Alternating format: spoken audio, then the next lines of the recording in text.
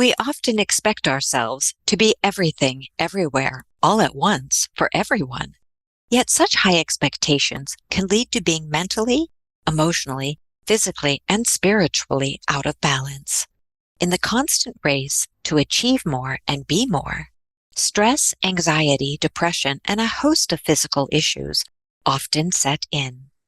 From headaches and stomach issues to sleepless nights and chronic exhaustion, the price we pay for a lack of healthy balance is exceedingly high.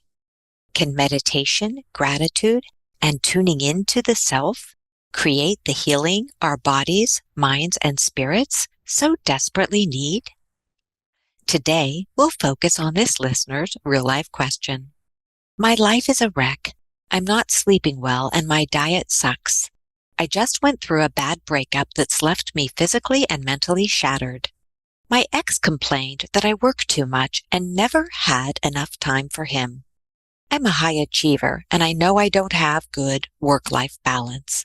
Can you point me in the right direction? And with that question as the focus of today's episode, I'm Dr. Carla Manly, and this is Imperfect Love. Welcome to Imperfect Love with Dr. Carla Manly, psychologist, author, and relationship expert. I'm here to help unravel mysteries and misconceptions about love, relationships, and mental health issues, plus everything in between. Love is complicated, people are not perfect, and relationships surely can be tough. Together, we'll navigate this messy, imperfect space of real life.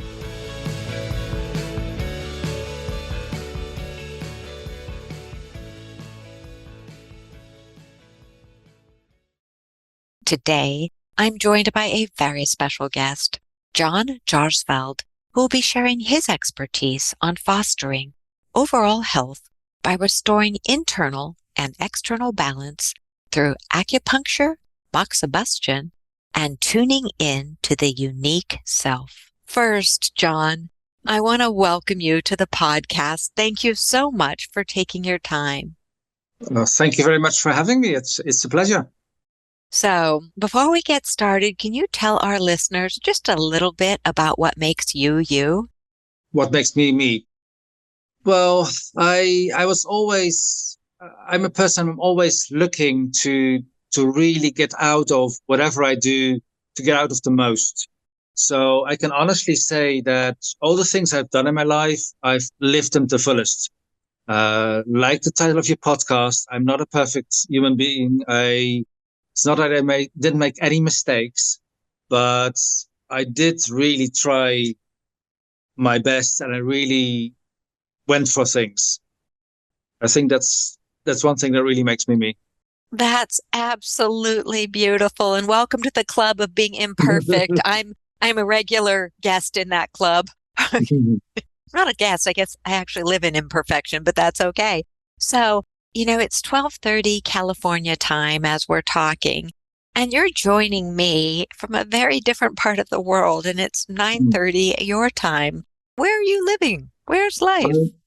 I'm in Europe, in the Netherlands, in a city called The Hague. It's a beautiful city. We have lots of park, and I don't know in the United States, but in Europe we're quite famous for having the International Court of Justice, the Court of Arbitrage, and the Peace Palace, of course. If I recall correctly, The Hague is the de facto capital of the Netherlands. Is that right? That's almost. It's where the government is, but the capital would be Amsterdam. Okay. That's why I think they call it, at least here, I think we call it the de facto capital. But so, and then the Court of International Justice is there. Yes. Yep. Okay. So if two countries are in conflict, they can go to the court and try to resolve the issues politically without war, basically. So and it's such a beautiful city and so tidy, so very, very clean. It is. It's a great place to live. Yeah, it's wonderful. Next to the sea as well, which is great. So before I'm a sea lover, so that's a bonus on top of all of the other bonuses. So just a question for you before we launch into the topic of Please, today. please. You had mentioned many maybe hiccups in life, all of these Great. things that you followed. Yep. What is one of the favorite things that you followed that might have had a hiccup in it that you might share? All right. It may be inspiring to the listeners. I started out as a young person studying chemistry. I was especially interested in biochemistry. I wanted to work for a space agency like ESA, similar to NASA, basically. And I saw myself working back in the 90s, maybe in some colony on Mars or project like that. And about halfway my chemistry studies, I really realized that life was not for me. A life as a biochemist really involves very meticulous procedures following, working with very harsh chemicals. And I remember very clearly hitchhiking in the south of Europe. I was a great hitchhiker at the time. And talking to the person in the car and saying, look, maybe I need to break in my studies, maybe 6 months or a year. I'll do something else. And the person said, well, why don't you try over there? There's many jobs over there. We were just driving next to some petrochemical installation, lots of, late at night, lots of bright lights. And I went on a whole rant saying, well, no, that's for me, not for me. I want to work with people and I want to do something with nature and stimulating things and working with beauty, not in this dirty petrochemical installations. And I finished I don't know, 10-minute rant or whatever it took. And there was a silence and I realized, oh, I need to do something completely different. And at the time, it was a big decision because I had invested a lot in studying there and I had to, I had moved to go study chemistry. But I did take the leap and I said, oh, okay, what I'll do, I do something as far as possible from what I used to be doing. So what is as far from this whole chemical study? Well, I'll pick up meditation, qigong. I'll start to do martial arts, all of that. I went to Buddhist retreats, and for a couple of years, I think 5 years or so, I studied really hard. I read a lot of books. I did a lot of courses, and I learned about shiatsu, etc.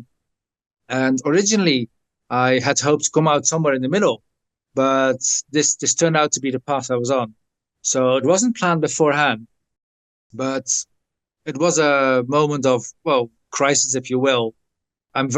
Looking backward, I'm very happy that I embraced it, and it got me places that I could not have imagined before.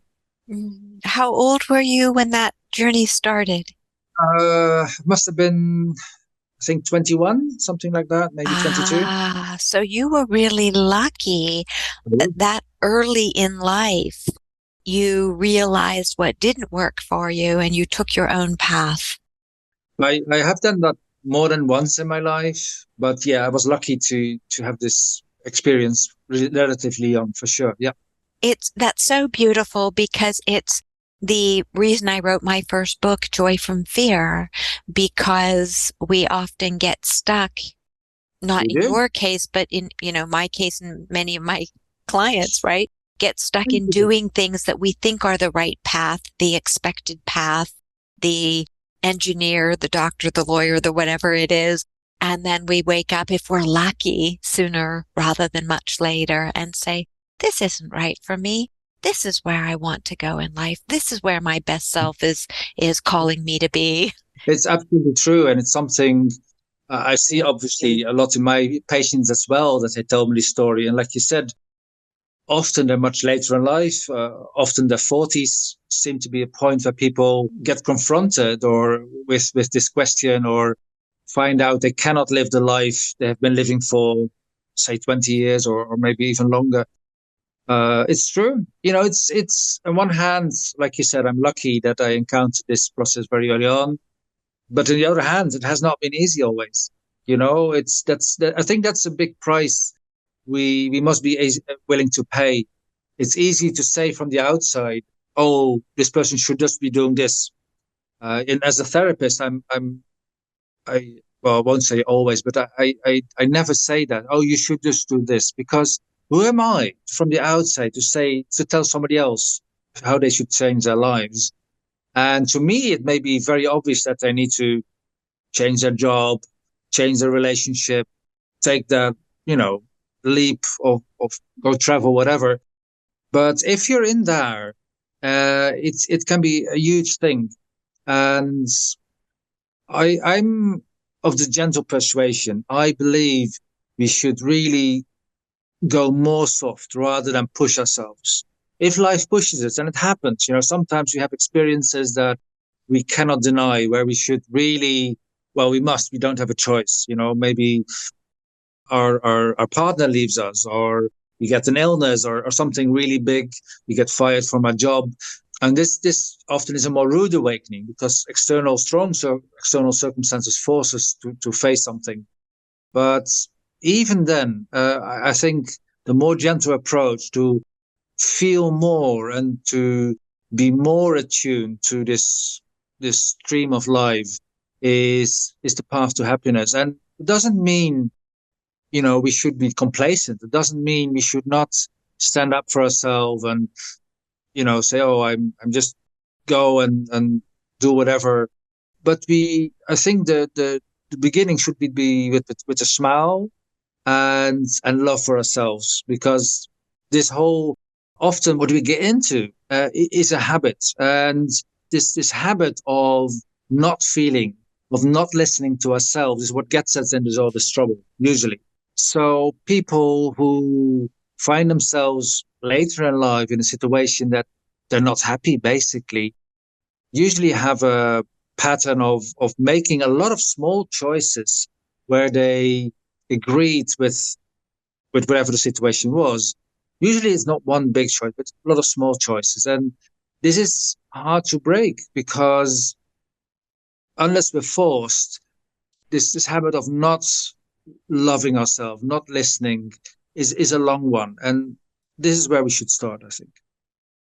Thank you so much. You offered quite a lot that I could dive into from so many different directions. And I think it's a beautiful start for this episode. And even before we get to the listener's question, I was thinking as you were talking about, you see many people in their 40s, which, the proverbial midlife crisis. It's that time when people wake up and see that they may have already lived half their life. If they're lucky enough to live into their 80s, right? If they're in their, 40s. And some people have that awakening earlier. Some people have it later. Some people try to fix it with buying a fancy car or, a speedboat or a new purse or having an affair. Yet there is no external fix to those awakenings. I really see those awakenings as invitations from the soul to say to us, wake up, listen, dive in, find out what's right for you. And as you also say, you're a clinician in a different field than I am, and yet we both work with the body, mind, and spirit. And I 100% agree with you that it is never the clinician's job to say you should do this, because that's authoritarian. And instead, the person that we're working with, I look at myself often as being a person who holds a lantern. Yep. I might see, as you say, we might see that it's smarter to leave a relationship or a job or to do this or do that. But for us to say to somebody, you should do this, we're taking away their opportunity to learn and really explore the possibilities and to find that answer themselves. So I look at myself often as being a person who just holds a lantern. I'm a person who holds a lantern along the way for other people, who helps them find the breadcrumbs. And I'm no omniscient being. So you and I are really in accord on that and so many other things. So there are so many listeners' questions I could have matched you up to now that I think about it. But let's look at this listener's question, who's saying, it happens to be a female, and she says that she's, shattered. Her diet's a mess. She's not sleeping well. She's lost a relationship that was clearly important to her. She works too much. She's out of whack. What would you say to someone who, especially because you come from this beautiful approach of looking at healing the body, mind, spirit, using nature, using meditation, all things I completely believe in. You're also an acupuncturist who has a wealth of experience and knowledge behind you. And I'm a fan of acupuncture. I'd like to get back into going, and I haven't for quite some time, but it's Eastern medicine. We've become such fans of Western medicine that we've forgotten the huge benefits, the ancient benefits of Eastern medicine. So please, John, lead us down this path. Okay, so the question has many aspects. The central thing I'm getting out of it is confusion. That's the main message I'm getting, because and I think, obviously I can't give clinical advice to this person I've never seen and never diagnosed. I'm sure that's clear, right? But there's would be many avenues that one can offer. Some people would say, oh, let's start with the diet, which is a valid approach. Other people might say, go walk in nature, which is a valid approach. Some people would say, do some inner work, maybe meditation or psychotherapy, which is a valid approach. But hearing the question, it sounds like she's really at a loss where to start. And all those roads, and there's more, acupuncture might be a valid approach as well. But the main theme I'm getting is confusion. And this is a difficult stage to be in, because the person who's confused really wants the answer. They want to know, how do I get better? How do I get out of this? And if the person would be open to it, if there's no pressing issue like big financial problems or, anything that really needs to be addressed right now, I would invite this person to start with accepting the confusion, really accepting the not knowing. And let me tell you, I as a person, I understand it can be really, really hard, because your thoughts can drive you crazy. Once, like you said in your show, as a society, we want a goal. This person, I think she mentioned she's a high achiever kind of person. Okay, so she's probably accustomed to having goals and going there and knowing the path, certain steps, how to do it, and planning this all. And there's nothing wrong with this, but she's at a point that it doesn't work. It doesn't seem to work. And my first suggestion is not to try to do the same patterns that got her into this situation, but try to really change it. And it's easier said than done, because this kind of person would often, like I said, make a plan, a treatment plan, this therapist, that therapy, and then in 3 months we'll be there, 6 months we'll be there. And she can't do that. And of course, I would hope it would help her, but my strong suspicion would be that even if she got out of this particular situation, she would get into a similar situation later, because she didn't really change she didn't really reflect on her life and her part of what happened.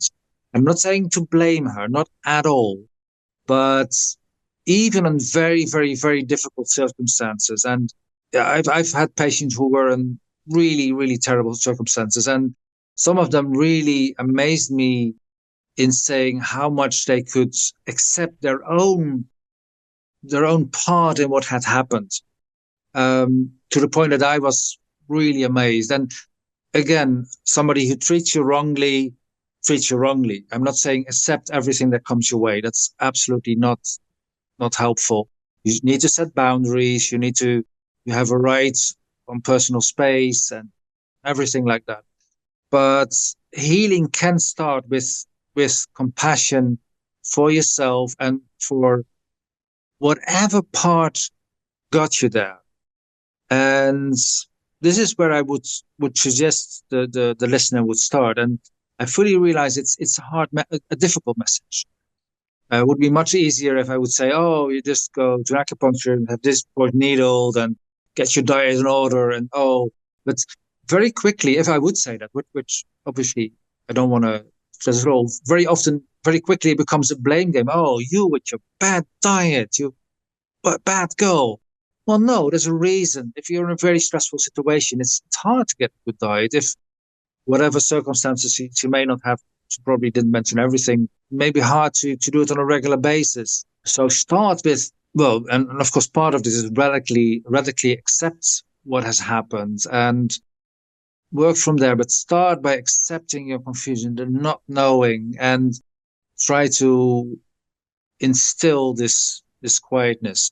There's a saying, it's more Buddhist than Chinese medicine, but and I'm not saying I'm a Buddhist, but I think it is a lovely analogy that if you have a glass of muddy water, you can't see through, obviously, it's muddy. But if you manage to let it stay still for a while, the mud sinks to bottom of the glass and you can look through clearly. And I think in situations like this is what I would try her to do. And the ways to do it, well, it's a little bit up to her to what is possible. For some people, walks in nature can be really help to clear the mind and get this clearance. For other people, religious services can help. There's many things, but the confusion is the central theme here, I think. Thank you, John, for picking up on that. I agree with you. It is almost as if there's a confusion that's leading to a bit of internal shock. Like, oh no. And it takes me to a piece that we were talking about before, where whether it's midlife, I don't know the individual's age, whether it's midlife or some other point in life where we get this opportunity to wake up, where there's some life event or events happen, and we pause and we go, oh my goodness, I'm crumbling. I don't want to do this anymore, or I can't do this anymore, or I keep waking up to the same situation again and again. And so I almost want to make a t-shirt with one of your quotes. I love this because it's so beautiful. And you said, I hope I got it well enough, but don't do the same patterns that got you into the situation. So I'm going to find a way to pare that down and make a t-shirt. Don't, because it's so true. It's what we all do at our worst, particularly when we are confused. We do the same patterns that got us into the situation. So we wonder why we're dating the same person again and again and again. It's a different human being, but it's the same personality type. We wonder why we get into that bad job over and over again. We wonder why, as working with clients this week, and the theme seemed to be family dynamics that were surfacing again and again and again. And no one likes that.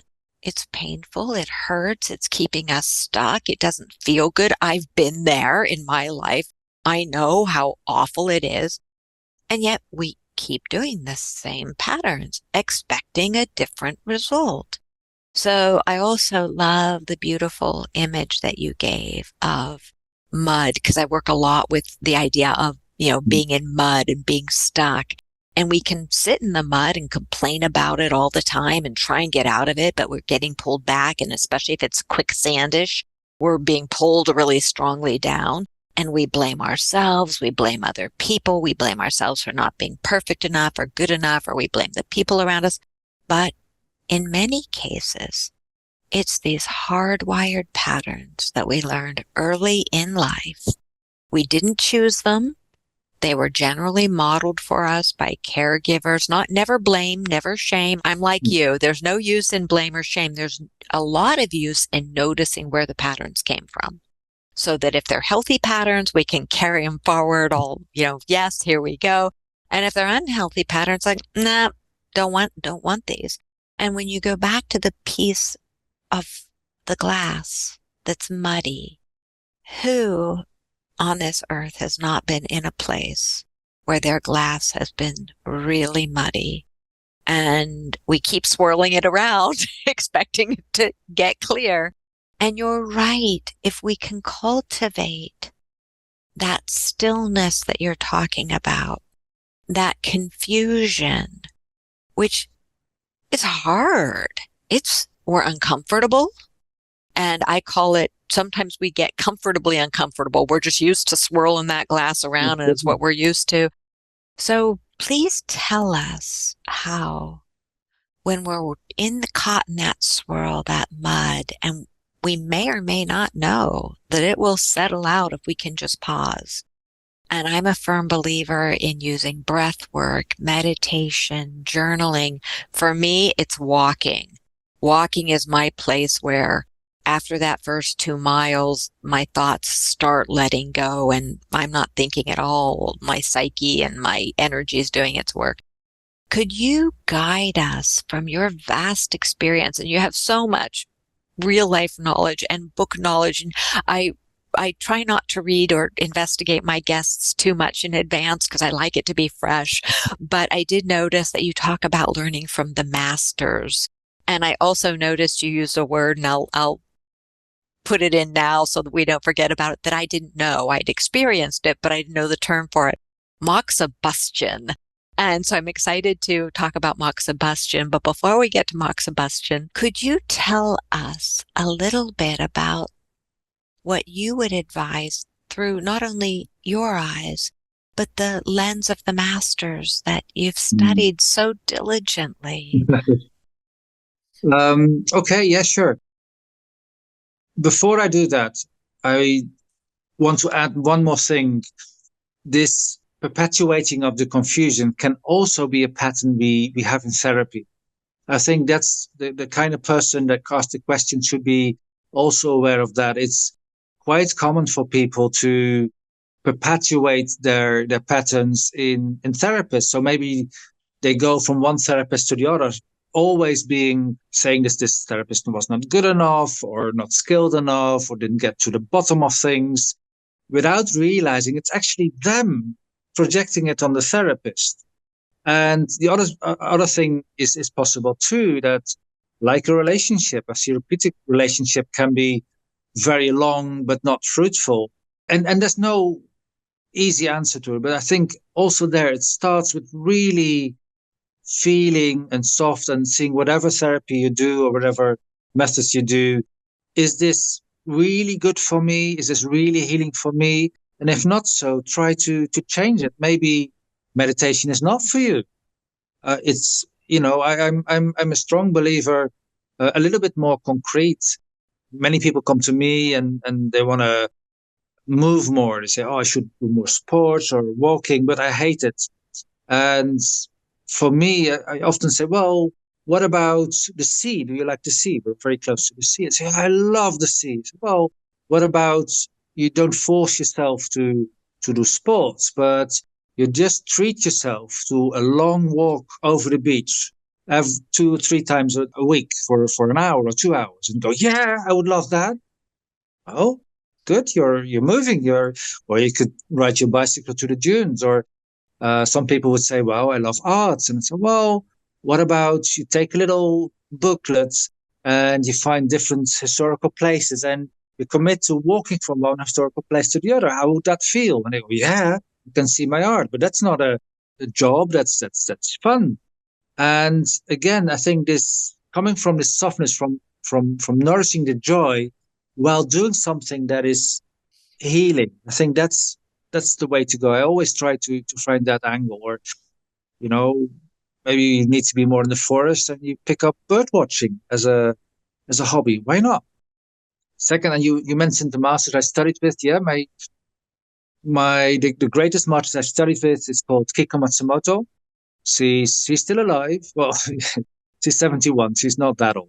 She lives in Massachusetts, United States, and she's a treasure house of knowledge and, well, especially about acupuncture, Sebastian.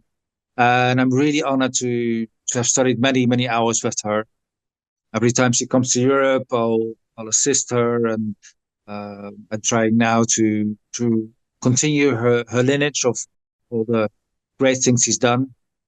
I've studied with a few other people too, but she absolutely is my biggest inspiration. And next to that is the classical books of Chinese medicine, especially what we call the Huangdi Neijing, which is a book that's over 2,000 years old. And it has many, many pearls of wisdom. It's not an easy book to read, being in classical Chinese, but it really has a practical knowledge in it. It's not just a text that's out there that we don't use. Kiko Matsumoto really takes passages of it, interprets them, and shows how they can be applied in clinic. This is the main reason I've always been following her. Could I pause you just for a minute? Of course. What are one or two of the key things you've learned Right. from Kiko? If I'm going to use that short name because Yeah, Kiko, that's fine. That's fine. One of the key things I learned from Kiko is, well, to as a therapist, to always look at the situation, at the patient with fresh eyes.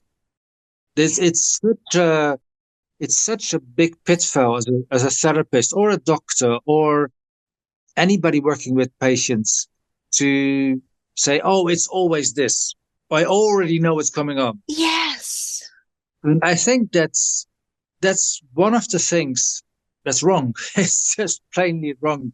One of my, and this is, I've heard it say a few. I've studied with some other great people as well, and all of them have said once as a, doesn't matter, medical doctor or therapist, you diagnose everybody or 80% with the same problem, you're diagnosing yourself. You are treating yourself. So if you would say to every single person coming to you, oh, you need meditation, you should really consider, well, am I telling that to myself? And obviously, if meditation is your speciality, that's fine. But then people come to you to, for example, learn meditation, and then you say, well, in your case, this type of meditation, this kind of approach. So again, everybody becomes different because everybody is different. So everybody with, well, depression or psychological problems, even if they have a similar history or of course there can be categories of things, that's absolutely fine, but every time you need to think, well, but this is a little bit different, this guy, we need to go from this approach or come for this approach. And I what I've seen for the Western mind, this is very hard to comprehend. We really like, oh, if it's this, then I want that. And Western medicine, for all its great achievements it's done, has really also pushed in that direction. Oh, if you have a very precise diagnosis, in my case, it's this type of depression, then this antidepressant works best. Or, oh no, in my case, it's adrenal fatigue. Oh, I need this supplement. Or it's hormonal related, maybe to my thyroid. Oh, I need this and this and this. And I really think as a therapist, we need to have an open mind and look everything fresh. And it's hard because it takes constant vigilance of the therapist. We need to keep educating ourselves and also keep on working on ourselves. So again, prevent getting in this doing everything the same, because that's exactly what money prevents our patients of doing. Thank you. And I think it's a brilliant pearl of wisdom. And I agree with you about Western medicine, whether it's mental health, whether it's physical health, that when we don't pause to see the individual, then we see not only the diagnosis, which sometimes is really necessary, but a diagnosis that may or may not fit that individual, and then a diagnosis that pigeonholes that individual. And so I really see the benefit of having a working diagnosis once you've really seen the individual, so that but you must see the individual first. And I know as a clinician, that's why I started as a Jungian therapist, but then I really grew. I learned CBT, I learned DBT, I became certified in EMDR, in family systems, in all of these different areas, yoga, meditation. Why? Because the more I grow and the more I expand, my framework, the more I'm able to see, oh, this is what works for this client. Oh, this is this client. This might match really well with them. Oh, maybe this. And thus my flexibility and my open eyes and my expanded education allows me not to pigeonhole someone, which we might be tempted to do, because if we get into this field, whether it's mental health or physical health, we want to heal, we want to help. But the danger is, like, I remember, there's a sad story. I was covered with a rash, and I finally got in to see the doctor, and the doctor left the room after being 8 feet from me, came back in with purple gloves on and said, "You have scabies."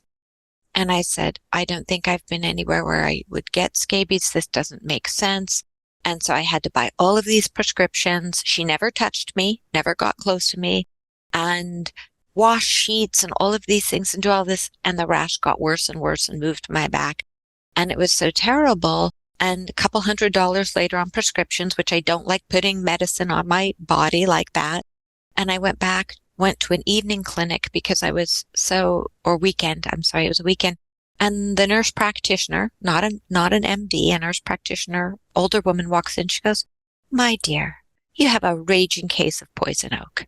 And Wow. yes. And so here, the doctor who diagnosed me, who was standing in from my doctor, her country of origin, scabies was very commonplace. Yep. It was not America. She was, got her degree elsewhere.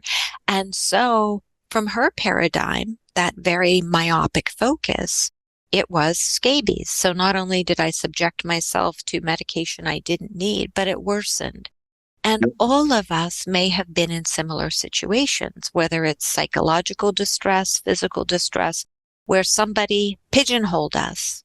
And so for our listener today, this individual may be writing in, and if they went to see a doctor, the doctor might say, "Oh, you're suffering from depression, or you're suffering from anxiety. So here, just take this medication, get $20 worth of pills, and be out the door." Because they're seeing it, as you say, through the lens of what might be going on for them, or what they've seen and diagnosed commonly, maybe erroneously, but commonly. So I really love Kiko's perspective on see with fresh eyes. And I think we can take that anywhere into our lives. Okay, now I have another t-shirt. I've never had a podcast where I'm creating t-shirts. Now I have another t-shirt. This one says see with fresh eyes.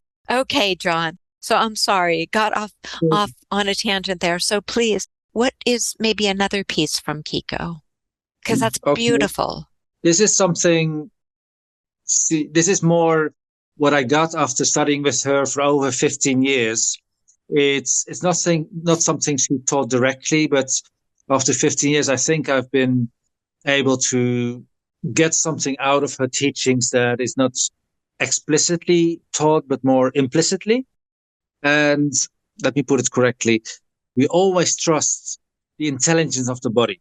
And this may seem obvious, but one of the big tenets in Western culture is that we don't. We often see the body as a machine or a car, and during the life, some parts gets maybe rusty or damaged. They need some fixing. Some parts fall off, and in the end, we fail and we die.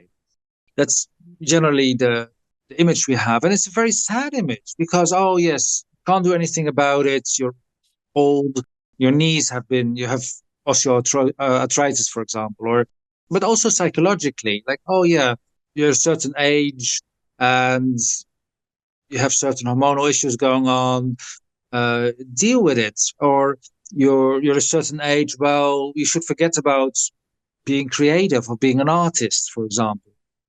And I think there's another image we can use, the image of the body as a garden. Well, I'm saying the body, but I always mean the body-mind, because we really make no distinction between the body and the mind. They're really very tightly together. And if we see ourselves as a garden we can tend to, it's a very positive image. We can work on it for sure. Like, all the things we already mentioned, getting fresh air, good sunlight, good food, healthy relationships, all of this will nourish our garden, but there's no guarantees. Sometimes a garden is just in a shaded place and you will need to deal with it, that it will never be as lustrous as a garden that's, in full sunlight. Doesn't matter. You can still make something beautiful with it within the constraints that are given. And the opposite is true as well. Maybe you have a beautiful garden at a great place, but maybe many people see it and may envy you. It may not only be, and you may feel compelled to really make it great. Well, actually, did you really want to spend all that time on it? You feel some pressure to doing it. So there's no judgment. Some gardens are just more advantageous situated than others, but we can always work on it. And to work on a garden, there's no guarantee. But think of it positively. How much can we improve, and how much can we make the flowers grow, rather than lament, like, oh, I just wish this tree would grow, but it's dying, or oh, there's brown spots. So this positive view for me is very important. And I really appreciate that you're making when you're talking about the garden. And I love, images of gardens, metaphors of lush gardens, and also gardens that are declining, because we go through stages and each stage is necessary. Yet especially in today's world where we want everyone to be happy all the time, we want the garden with sunflowers and strawberries all of the time, not realizing that there is truly for everything a season. And to get those sunflowers, to get those strawberries, in my case, I have raspberries right now and I'm so excited, but I know they won't be there very long. And there's no use lamenting that or trying to force them to grow in our Northern California winter, which gets very, very cold. They won't grow. But if we appreciate that and just know that that will come again, and maybe plant something that will do well in the winter, or be okay with no plantings at all and let the soil rest.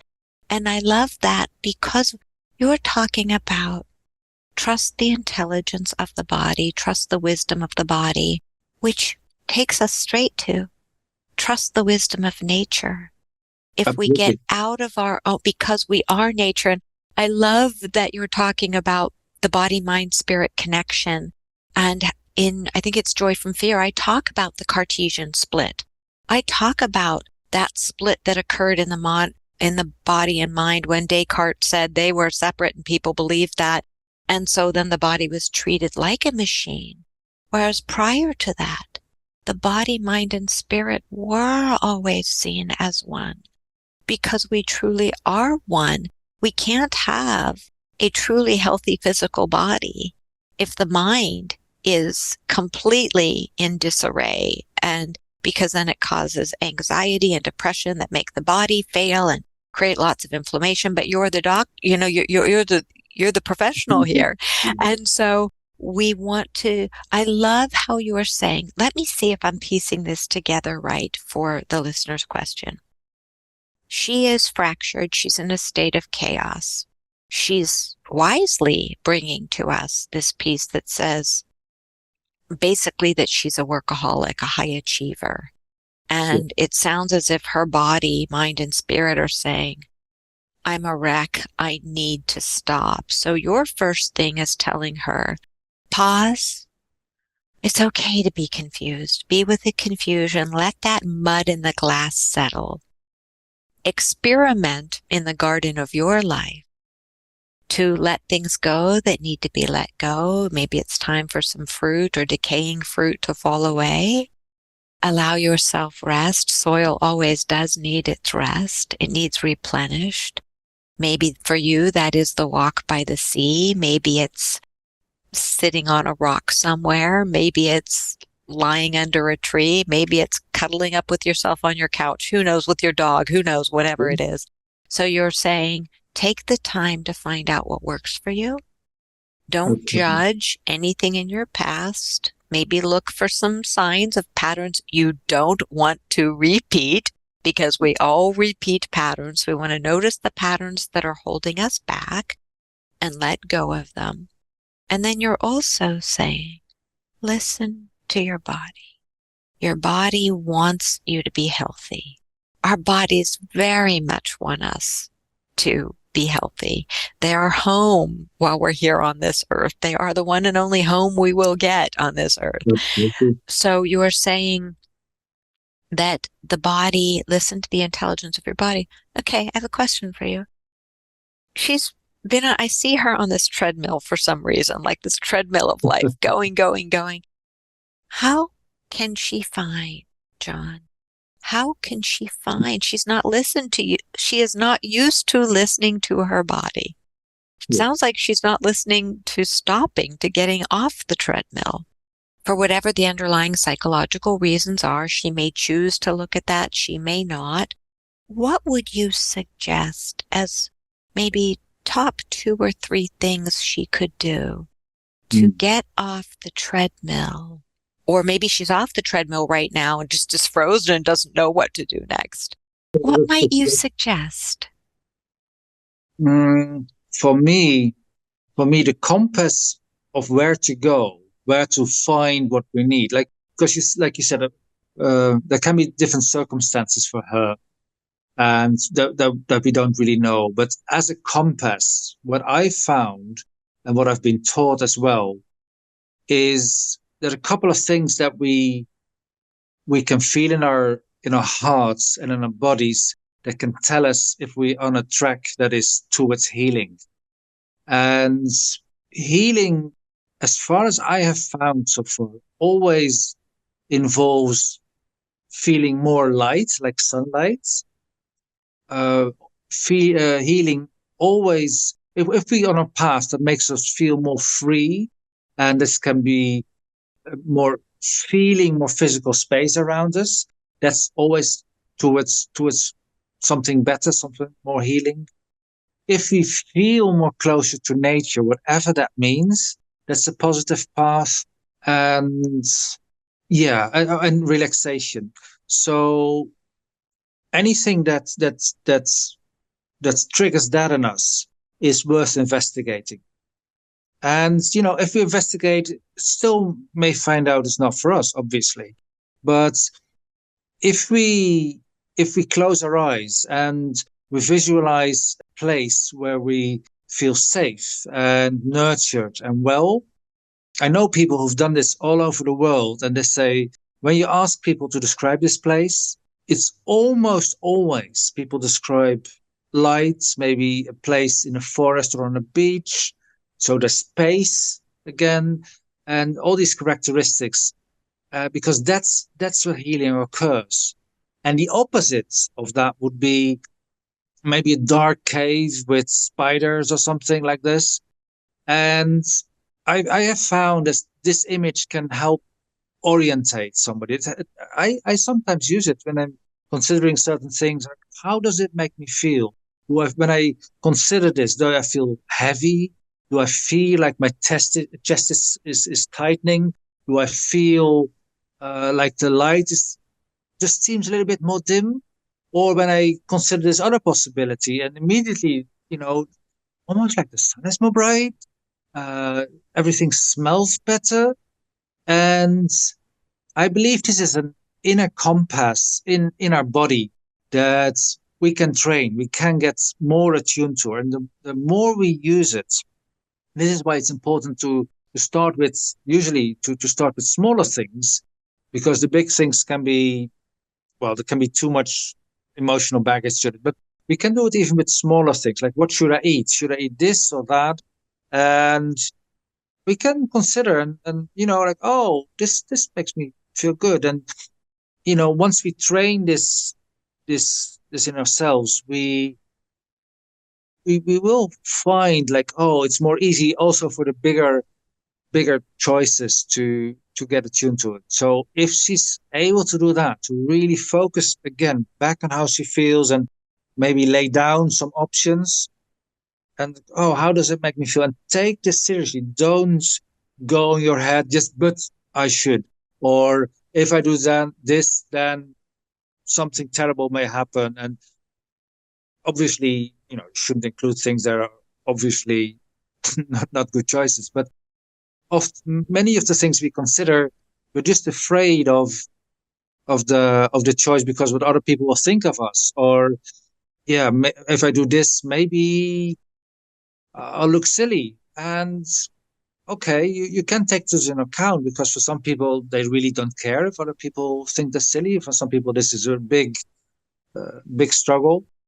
But this inner compass, this we can really train, and it's really important. And even for clinicians, I believe it's a really important skill to hone, because many clinical decisions are not so clear. Like I said, I strongly believe we should not be in one train of thought and always do the same.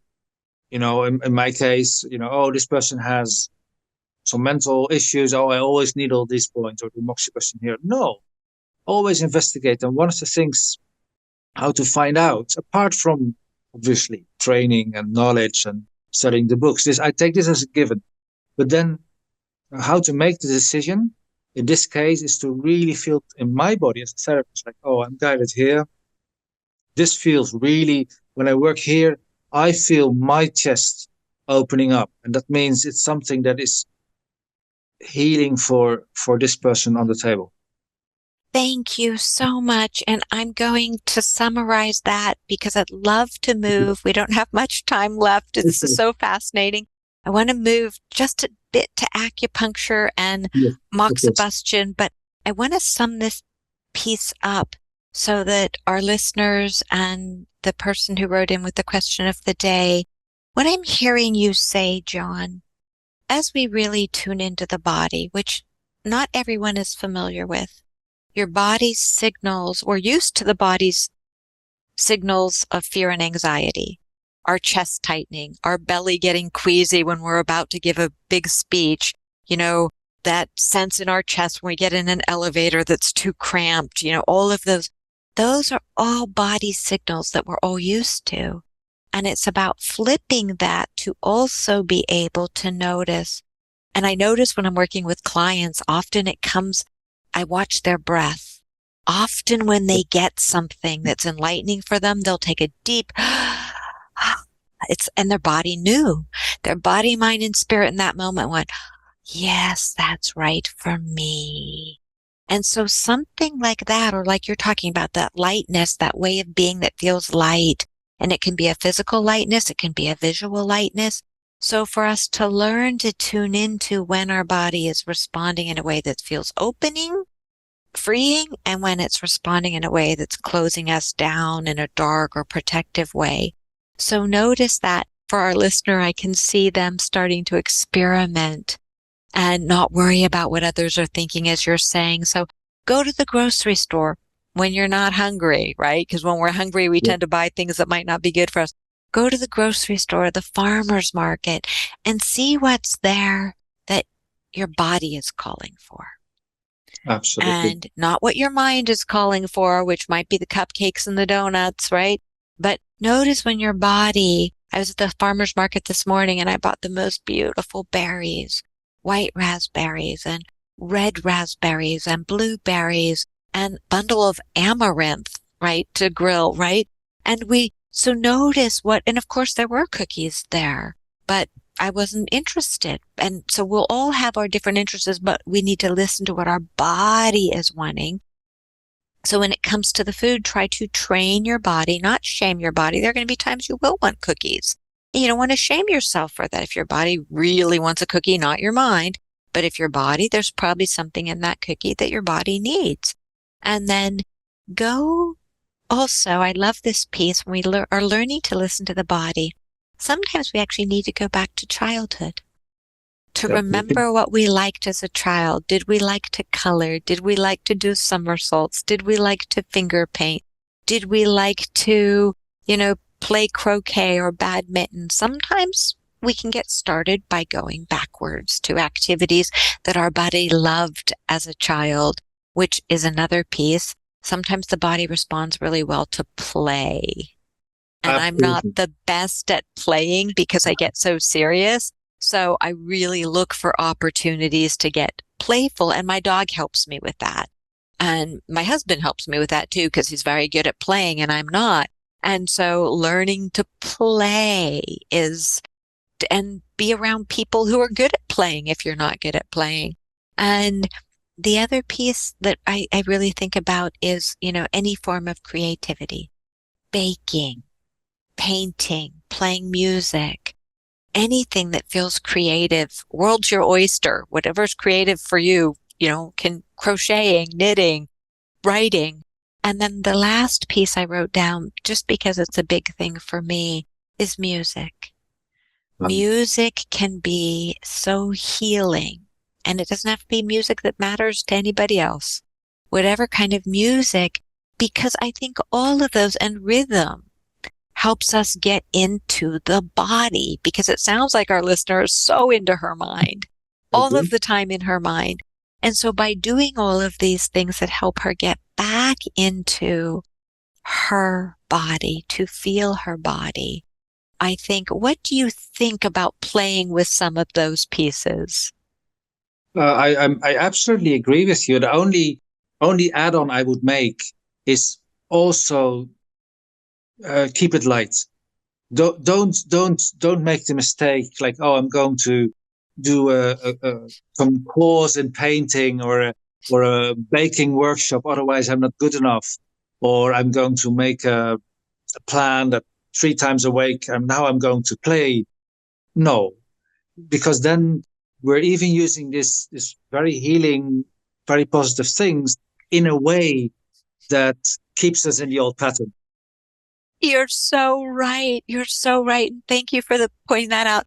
You made me think of it. I recently went to a watercolor class and my recovering perfectionist came out.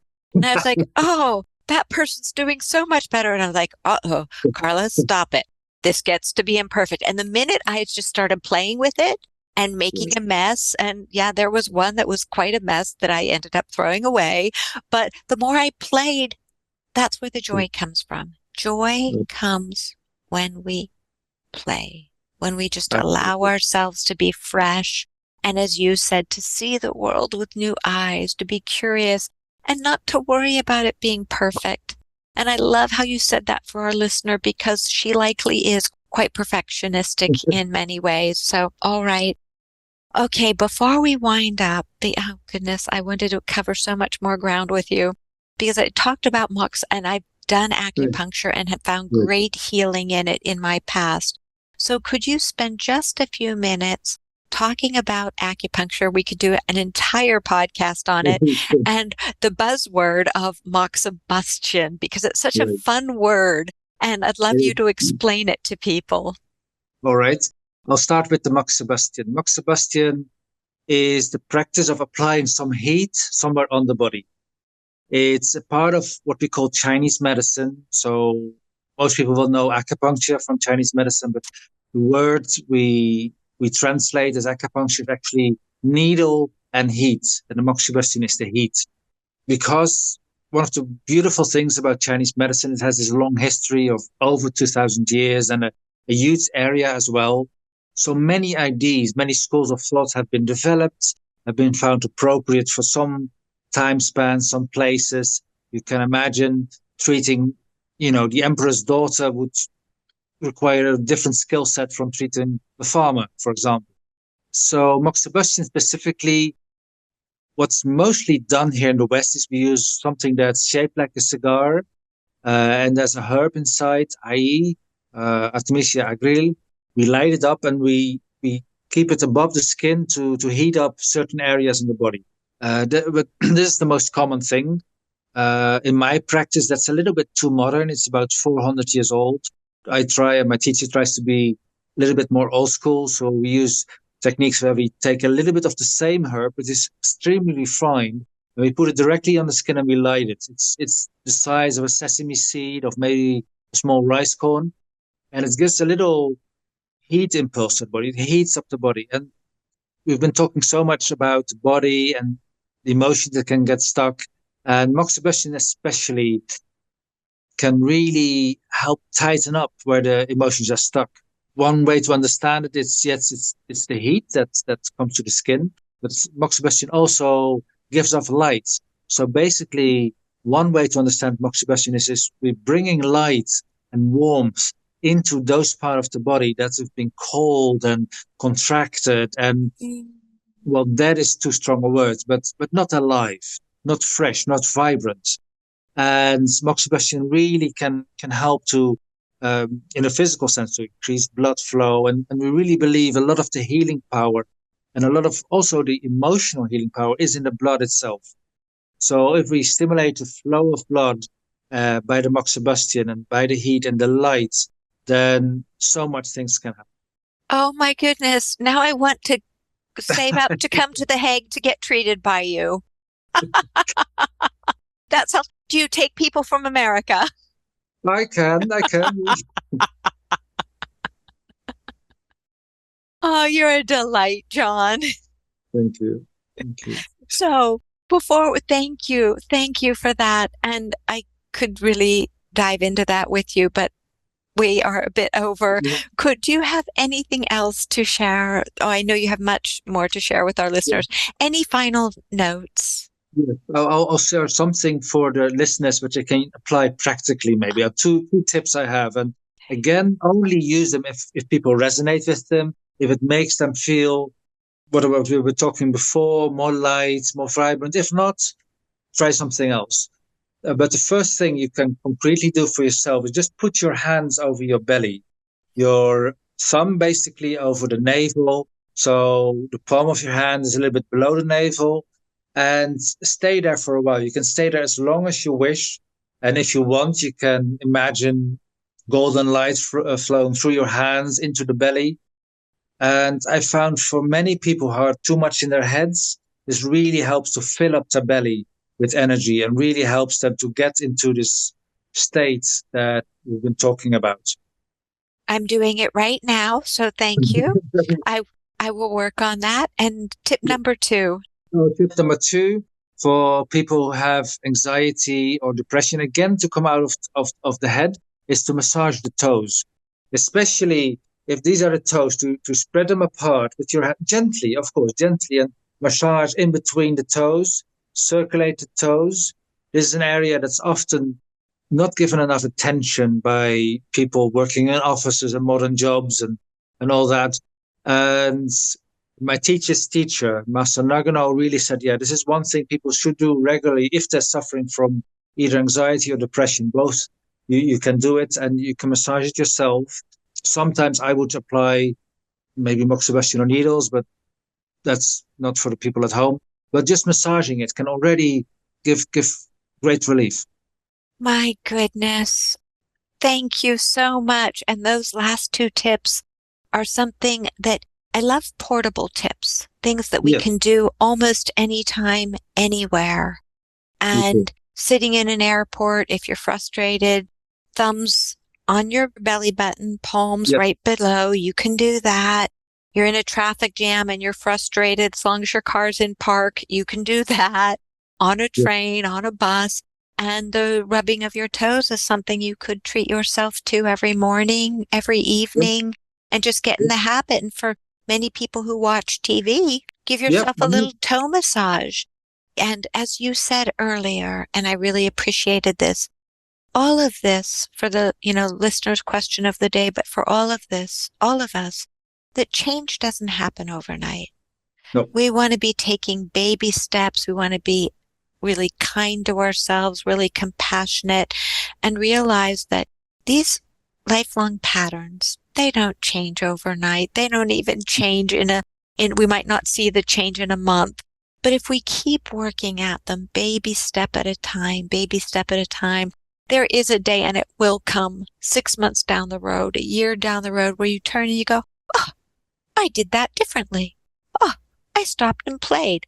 Or you'll catch yourself being a perfectionist. You'll catch it and you won't judge yourself. You go, oh, that old me came into the room again. Aha. And then we get to choose. We get to choose a different way of being.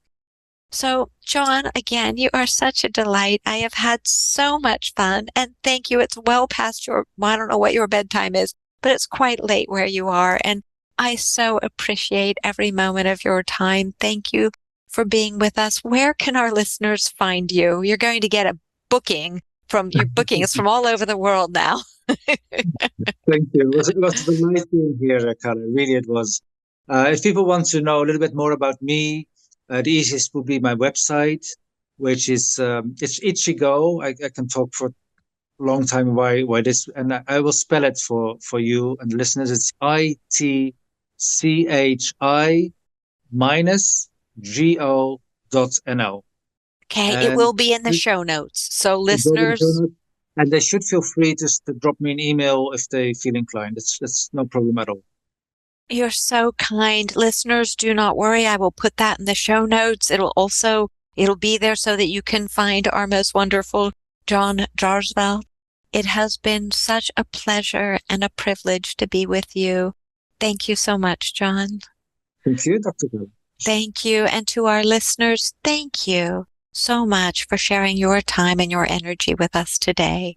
And this is Imperfect Love.